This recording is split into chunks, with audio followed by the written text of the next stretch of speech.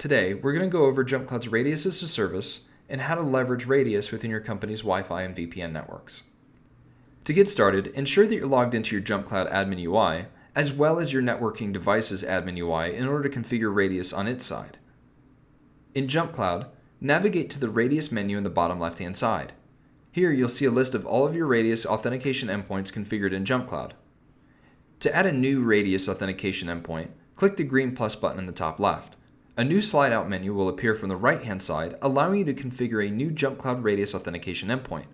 You'll see three fields under this menu: server name, IP address, and a pre-filled shared secret. For the server name, you can call this anything that makes sense in your organization, such as the office name and what type of network it may be. For example, Boulder Corporate Office Wi-Fi or Boulder Corporate VPN. Next, configure the IP field with the external IP address of where your network device resides. This would also be the ISP's address assigned to the circuit that you're using within your office.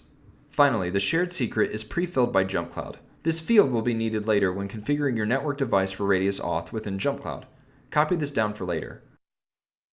Navigate to the Users Group tab and bind the user groups that you'd like to give access to this network device.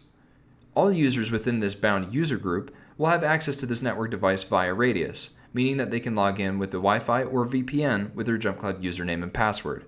When enabling RADIUS on either your VPN or wireless access point, each manufacturer's UI and configuration might be different. So check with your manufacturer's documentation on where to configure RADIUS authentication. That's it. This concludes the tutorial on configuring your company's network devices to use JumpCloud's RADIUS as a service. Thanks again.